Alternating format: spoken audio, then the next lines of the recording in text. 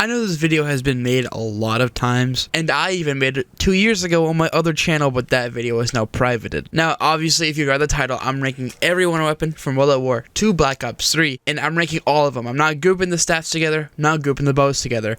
I feel like the stats are different enough to rank them separately, and the bows, they are pretty much the exact same in the sense they can all kind of kill the same amount of zombies, have the same amount of ammo, but I just like ranking every wonder weapon, and it's my list. I don't care. And if you're like this guy, want to know what the criteria is, this is the criteria. I got the criteria. How effective are the weapons at bringing you up to round 100, not past round 100? And this is not how good the weapon is on round 100, it's how good is it at bringing you up to that said point.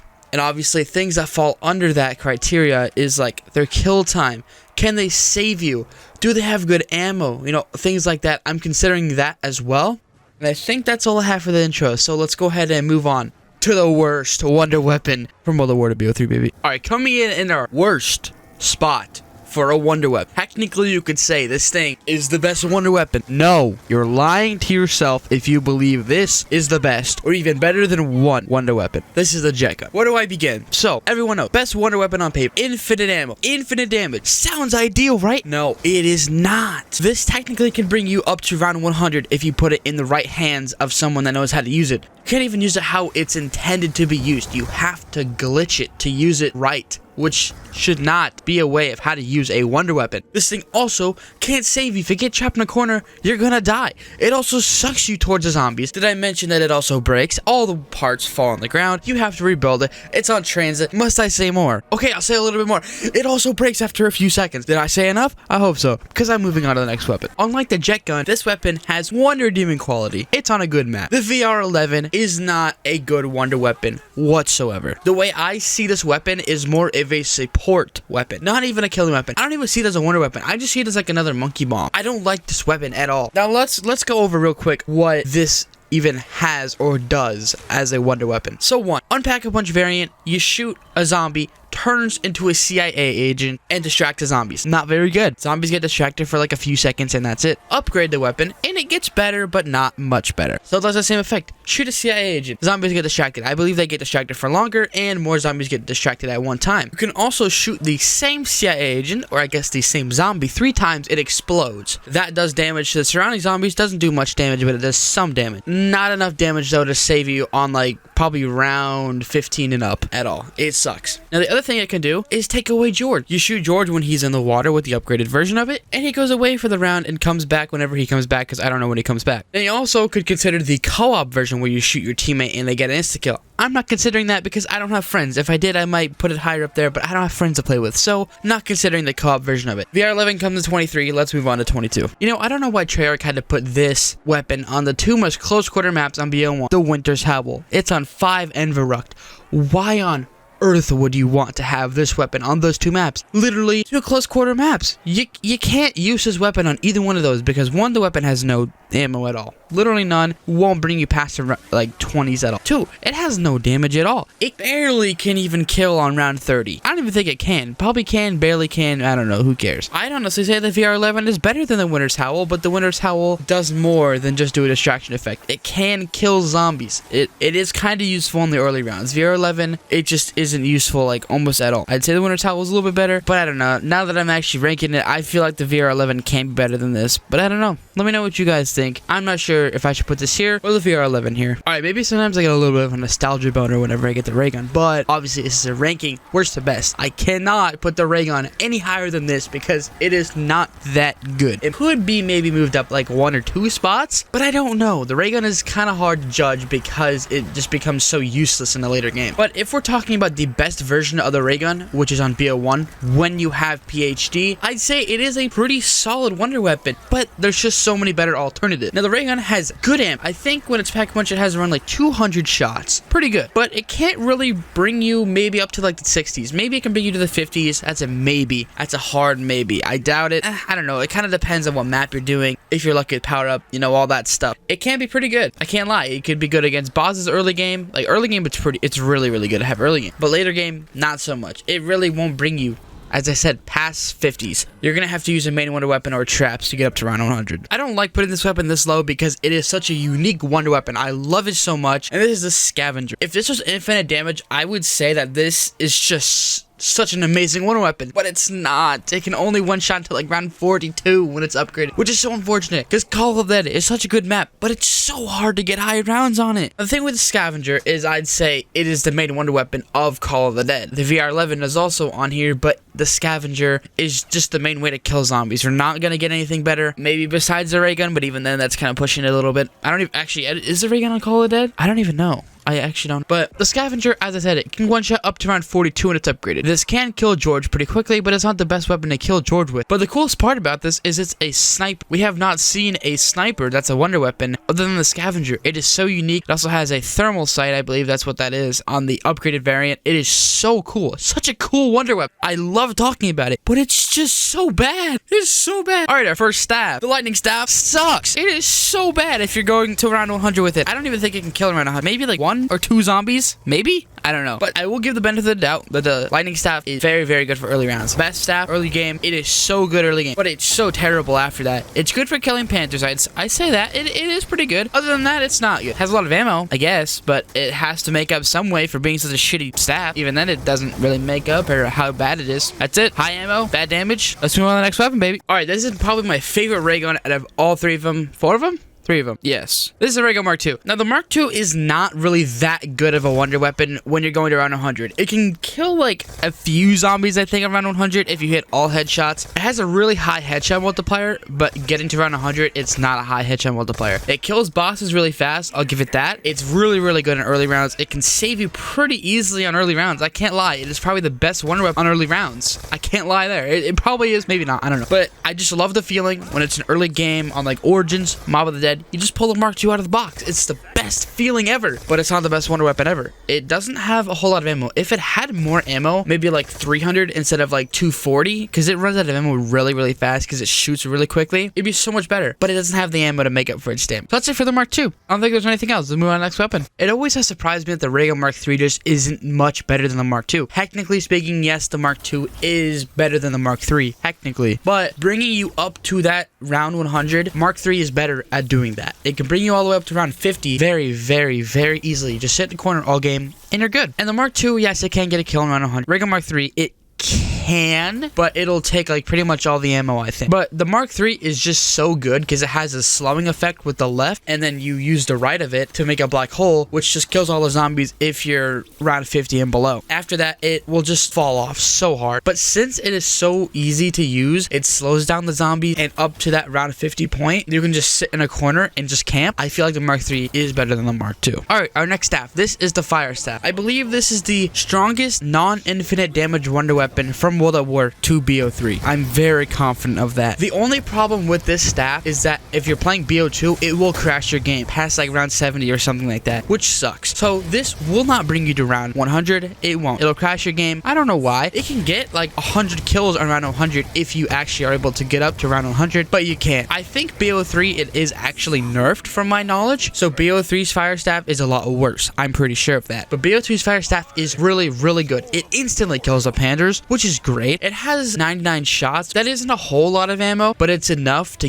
get you, you know, like 100 kills in around 100. And that's it for the Fire Staff. Let's move on to the next weapon. I know I did just say the Fire Staff is the strongest non-infinite damage wonder weapon, but the Paralyzer is so easy to use that I'd say it is better than the Fire Staff. If anyone has played Buried or has knowledge of the Paralyzer, you'll know that it cannot kill past round 70. Once you get to round 70, it just stops killing. I don't know why. It's just a thing with the Paralyzer. I think it's because if it were to have infinite damage, it would be just way too easy. The map would be much, much easier than it already is, because once you get to round 70, it actually is a lot of skill that you're gonna need to get all the way up to 100. But the Paralyzer, up to the round 70 point, easiest weapon to use. You literally need one finger and you're good. You're chilling. Get on top of the bank, good. Easy round 70. Now after that, as I said, it can't kill. But the thing with the Paralyzer is you're able to fly around with it and it slows down the zombies. So if you are in like a corner or something, you most likely won't survive. But if you're able to like fly away, you might be able to survive. It's kind of hard to judge this because it just stops killing after round 70. And sometimes it can be really inconsistent. So this is where the Paralyzer comes in. And I have one more weapon before I move on to the infinite damage wonder weapons. I might get some heat for this, but I have the Vitrology Metallic Withering as the best non-infinite damage water weapon on this list. Now, you might be asking, why is it above the Paralysis? Why is it above the Fire Staff? Why is it even above the Mark III? This is because of its distraction effect. I also forgot about the Sweeper. I'm not going to include the Sweeper because I completely forgot about it. I don't even have gameplay of it, and I see the Metallic Withering as a wonder weapon, not the Sweeper. But Metallic Withering, it can't really kill past like round 50. It's not the weapon that'll bring you up to round 100. But as I said, under that category of round 100, it's the ones that can save you, ones that have ammo, you know, stuff like that. And since this thing has such a good distraction effect, and high rounds of Mob of the Dead probably wouldn't even be a thing if it wasn't for this thing, I have to put it here. If you disagree with me, I completely understand, but I'm just gonna put it here because I feel like it can go here. Alright, our first infinite damage water weapon comes up. This is the KT4. Now, by no means is this thing bad. I would say it's obviously the worst infinite damage water weapon, but it's infinite damage, and it's not like the jet gun where it's a piece of shit and impossible to use. This thing is actually pretty good if you know how to use it. Now, this is obviously a camping weapon. The gameplay shown here is not how you use it correct. If you were gonna use it, you'd have to do the Easter egg and then camp in that hallway that's right before the boss fight room. That's the best place to use this. Now, the problem I have with the KT4 is it's kind of a little hard to upgrade if you don't know how to do it right. It takes a little long to upgrade this. It also doesn't have much ammo. I think it has like 42 shots. It doesn't even get an ammo increase when you upgrade it, which sucks. It kills the zombies very slow, which is also another bad thing about it. And I think it can create drops. I'm pretty sure it can make drops.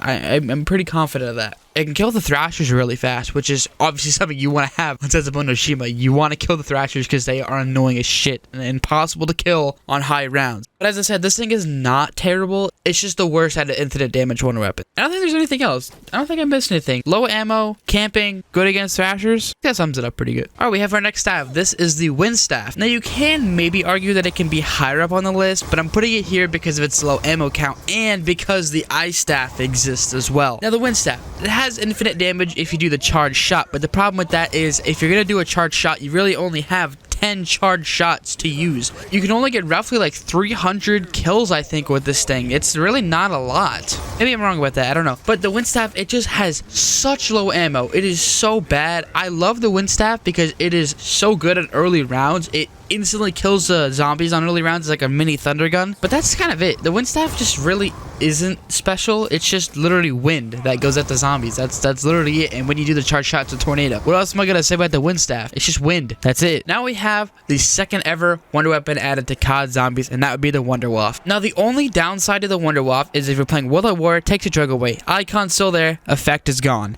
If you shock yourself, that is. And I don't believe it creates any drops on any game, World at War, BO1, BO3. I don't think it creates any drops at all. I could be wrong about that. I don't know, though. Turns out I'm a dumbass. It literally creates drops on World at War. Literally in the gameplay, it creates drops. But the Wonder Waft only can kill 360 zombies max if you use all of its ammo. It has 36 shots when it's upgraded, and that's it. There's not much to say about it because it's just literally electricity. Like the Wind Staff, Wind Staff's wind, this is electricity. Now we have the Thunder Gun. This is a very, very good wonder weapon if you're trapped in a corner. You shoot it, all the zombies die. Unlike the gameplay that you're seeing here, for some reason, I start recording, shoot the Thunder Gun, and it doesn't kill any zombies. This can happen. It's very rare, but it does happen. In Thunder Gun, it can kill an entire horde, 24, one shot, good. It has 28 bullets, air, whatever, compressed air. There you go. That's what it is. I think it can get around like 572 zombies if I remember correctly. That's how many it can kill with the Thunder Gun. Well, on the BO1 version, cannot create drops. But BO3, it can, which is good. If it didn't come back on BO3, I'd say, I mean, it would still be in the same spot, but it wouldn't be as good. BO3 really made this thing better. And for some reason, the Thunder Gun also did this to me again. I shot an overcaller, it didn't die. What? If you do use a Thunder Gun, this is a problem it has, as I said. I don't know why this is even a thing. It should kill all the zombies instantly. It should not have a glitch where the zombies don't die. It doesn't make any sense. This is one of my favorite wonder weapons out there, which is the Wave Gun. The only downside, I'm saying the only downside to this thing is it doesn't create drops. Not even on BO1, not even on BO3. So unfortunate because this thing is so great. The best part about this weapon is this right here. I hope that was funny. If not, I'm sorry, man. I'm sorry. I tried to make it funny. But the thing with this thing is it can get around like 900 kills, I think, if you use it to its fullest potential. Or no, I think actually 800, not 900. You'll have the wave gun part of it, which can kill an entire horde with one shot and has 28 shots. And sometimes the zombies can be in your way when they float up and blow up in blood. But, you know, that isn't too bad if you know your surroundings, I guess. And not only does it have like the wave gun part, it also has the zap guns, which is also really cool. It's like pocket Wonder Wafts. You shoot one zombie, it only kills that one zombie, doesn't chain around like the Wonder Waft does, but it has 124 shots, I think, with the dual-wield zap gun, and the zap guns are just so cool, and the wave gun is also just so cool. I find it so unique how you have two separate weapons, you can put them together for a wave gun, take them apart for like mini pocket Wonder Wafts. It's such a unique weapon. Just like the Vitrolic Withering, people might disagree with the ice staff placement here. Now, you might be asking, why is the ice staff here? 2 years ago, I put this in the top 4 for my list of ranking all these wonder weapons, but rethinking it, I feel like every weapon above this is just better. All the bows, Apothecary Servant, Baby Gun, Silk Fire, all that stuff. I feel like they're better than the ice staff. The ice staff isn't as amazing as people make it out to be, or even I made it out to be, because its kill time is really slow. It has about like a 5-second kill time, which is just terrible. It can kill an entire horde really fast once that blizzard actually starts going. It can kill the Panzer relatively quick, but the problem with this, as I said, is it kills so slowly. Obviously, the ice staff is the only reason Origin's high rounds mainly a thing. People have kind of like 150 or something like that, which is crazy for Black Ops 2. Maybe it's higher than that. I might be wrong at it. But the ice staff just isn't as amazing as people make it out to be. Just because of that kill time, I'm going to say it goes here. And its ammo is pretty good, but at the same time, man, that kill time is just way too damn slow. Now we have the bow. Obviously, all of these are very similar. All have pretty similar ammo. All can get relatively the same amount of kills. And I'm going to rank them, in my opinion, from the worst to the best. Now, the worst bow, in my opinion, is Fire Bow. Obviously, this is a great wonder weapon. If it had to come down to it and you have to get this, it's still great. It kills an entire horde instantly. The problem is the zombies will still be like stuck in those mini volcanoes, so they can kind of like cloud your vision. It kills a Panzer relatively quick. I didn't even know it can kill a Panzer. I thought it could distract the Panzer, but the Panzer can actually die really quick. And next we have the Void Bow. I only say that this is better because you're able to camp with the Void Bow and it kills the Panzers really quick. I think it can kill the Panzer the fastest out of any bows. Could be wrong about that. Next we have the Lightning Bow. Might surprise you guys, but I'd say the Lightning Bow is second to Wolf Bow, only because the Lightning Bow can't kill an entire horde instantly. You have to camp with this or else you will not get to high rounds. You'll get overwhelmed very easily because that little lightning storm does not kill an entire horde instantly. And obviously, the best bow, in my opinion, is the Wolf Bow. This is basically just like a Thunder Gun, but with more ammo, and it doesn't have that inconsistent part of it where sometimes it might not even kill all the zombies. I find the Wolf Bow just to be the best. It's just a Thunder Gun in a bow form, and it also has that howl sound when you shoot it, which is just such a cool thing in my opinion. Alright, now moving into the top 3. At number 3, I have the Baby Gun, or I guess a 3179 JGB 215. I remember the name.